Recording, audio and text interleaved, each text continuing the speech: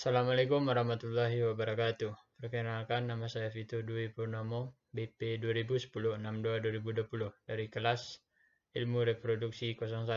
Baik, di sini saya akan menjelaskan tentang organ reproduksi jantan dan organ reproduksi betina pada sapi. Pertama adalah organ reproduksi jantan. Bagian organ reproduksi jantan terdiri dari: pertama, testes, berfungsi sebagai penghasil sel benih jantan atau spermatozoa, dan sebagai penghasil hormon jantan, androgen dan testosteron. Saluran dan kelenjar yang terdiri dari epididymis yang berfungsi sebagai alat transportasi, sebagai konsentrasi, sebagai tempat pematangan spermatozoa. Yang selanjutnya ada kelenjar yang terdiri dari vesicularis, prostata, dan Cooper. Organ reproduksi bagian luar yang terdiri dari penis, yang berfungsi mengeluarkan semen dan urin, dan alat pelindung terdiri dari skrotum dan preputium. Selanjutnya kita masuk kepada organ reproduksi betina. Pertama ada vulva. Vulva merupakan alat reproduksi hewan betina bagian luar.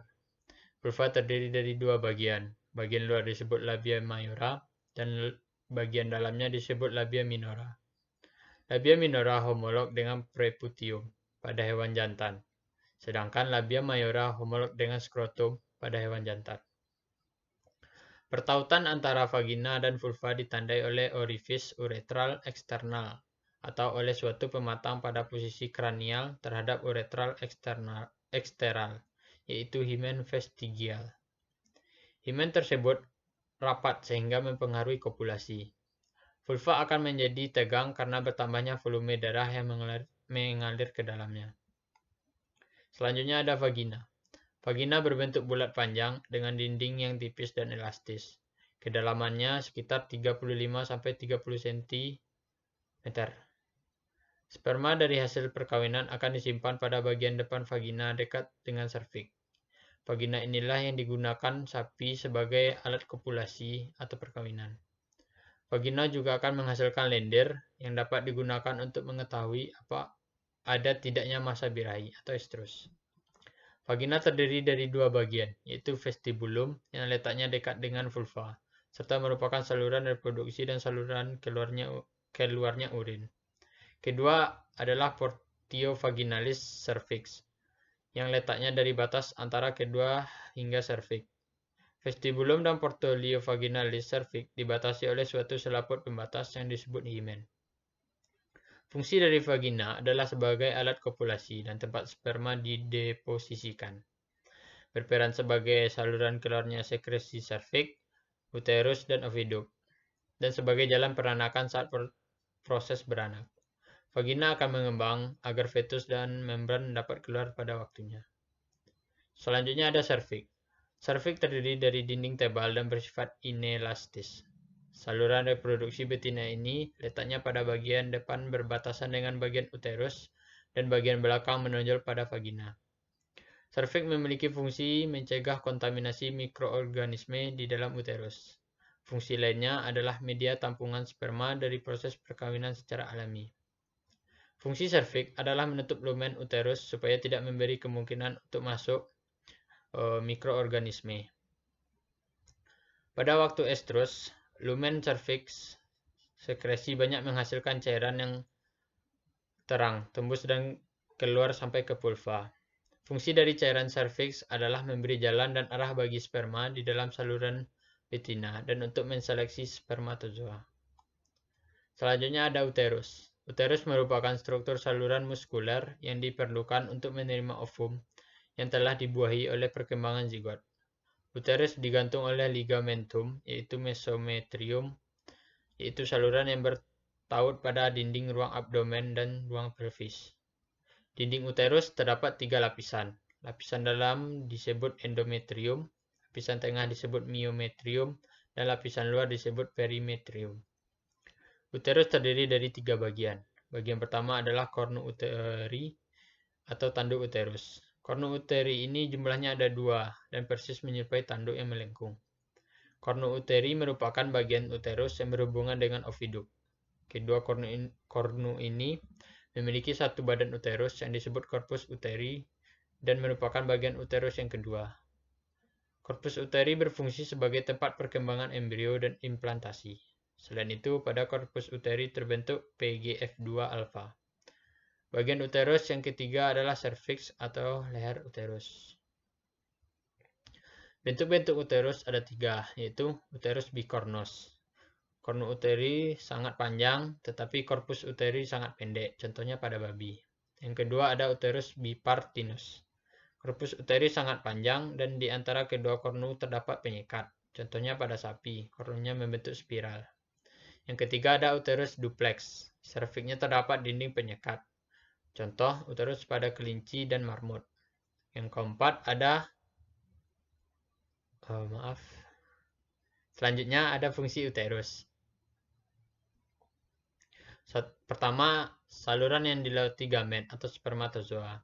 Spermatozoa akan membuahi sel telur pada ampula. Secara otomatis akan mencapai ampula akan melewati uterus dahulu. Kedua, tempat terjadinya implantasi. Implantasi adalah penempelan embrio pada endometrium uterus. Yang ketiga, tempat pertumbuhan dan perkembangan embrio. Yang keempat, berperan pada proses kelahiran atau pasturisi. Yang kelima, pada hewan betina yang tidak bunting, berfungsi mengatur siklus estrus dan fungsi korpus luteum dengan memproduksi PGF2 alfa. Selanjutnya ada oviduk. Oviduk merupakan saluran yang bertugas untuk menghantarkan sel telur atau ovum dari ovarium ke uterus. Oviduk digantung oleh suatu ligamentum yaitu mesosalping yang merupakan saluran kecil yang berkelok-kelok dari depan ovarium dan berlanjut di tanduk uterus. Oviduk terbagi menjadi 3 bagian. Pertama ada infundibulum, yaitu ujung oviduk yang terletaknya paling dekat dengan ovarium. Infundibulum memiliki mulut dengan bentuk berjumpai yang berfungsi untuk menangkap ovum yang telah diovulasikan oleh ovarium. Mulut infundibulum ini disebut fibria. Salah satu ujungnya menempel pada ovarium, sehingga pada saat ovulasi dapat menangkap ovum. Sedangkan lubang infundibulum yang dilewati ovum menuju uterus disebut ostium. Setelah ovum ditangkap oleh fibria, kemudian menuju ampula, yaitu bagian oviduk yang kedua. Di tempat inilah akan terjadi fertilisasi. Sel spermatozoa akan menunggu ovum di ampula untuk dibuahi. Panjang ampula merupakan setengah dari panjang oviduk. Ampula bersambung dengan bagian oviduk yang berakhir, yaitu isthmus. Bagian yang membatasi antara ampula dengan isthmus disebut ampullary isthmic junction. Isthmus dihubungkan langsung ke uterus bagian kornu atau tanduk, sehingga di antara keduanya dibatasi oleh utero-tubal junction. Dinding oviduk terdiri dari 3 lapisan, yaitu membran serosa, merupakan lapisan terdiri dari jaringan ikat dan paling besar. Membrana muscularis merupakan lapisan otot dan membran mukosa merupakan lapisan yang membatasi lumen.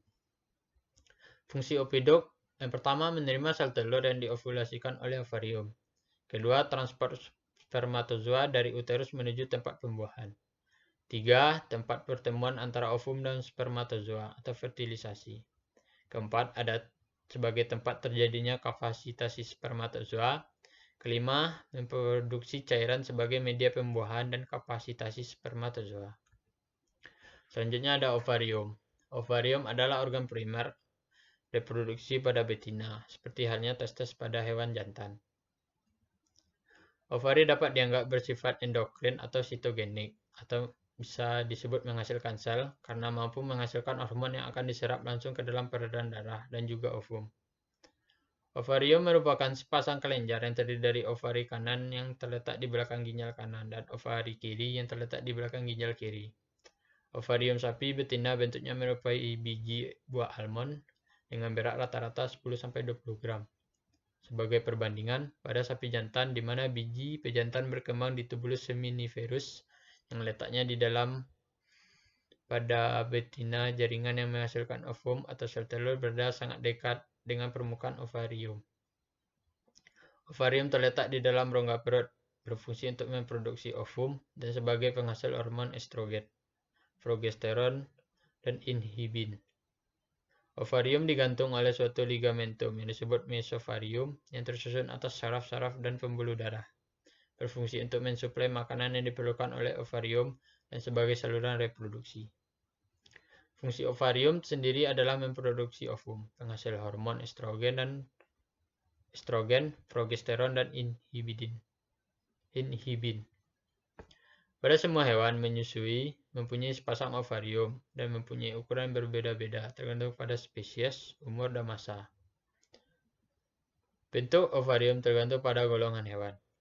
Pada golongan hewan yang melahirkan beberapa anak dalam satu kebuntingan disebut politokus. Ovariumnya berbentuk seperti buah merbeh, contohnya seperti babi, anjing, dan kucing. Pada golongan hewan yang melahirkan satu anak dalam satu kebuntingan disebut monotokus. Ovariumnya berbentuk bulat, panjang, oval, contohnya sapi, kerbau, dan lain-lain. Ovarium mengandung folikel-folikel yang di dalamnya terdapat masing-masing satu ovum. Pembentukan dan pertumbuhan folikel ini dipengaruhi oleh hormon FSH atau follicle stimulating hormone yang dihasilkan oleh kelenjar adenohypophysa. Folikel di dalam ovarium terdiri dari beberapa tahap, yaitu folikel primer, terbentuk sejak masih dalam kandungan dan mengandung oogonium yang dikelilingi oleh satu lapis sel folikuler kecil. Folikel sekunder terbentuk setelah hewan lahir dan sel folikulernya lebih banyak. Folikel tertier terbentuk pada saat hewan mencapai dewasa dan mulai mengalami siklus birahi. Dan yang terakhir adalah folikel de Graaff, merupakan folikel terbesar pada ovarium pada waktu hewan betina menjelang birahi.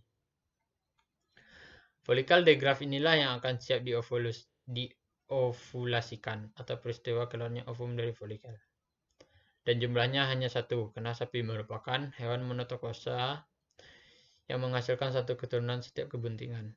Peristiwa ovulasi diawali dengan robeknya folikel de Graaff pada bagian stigma dipengaruhi oleh hormon LH atau luteinizing hormone yang dihasilkan oleh kelenjar adenohypophysa.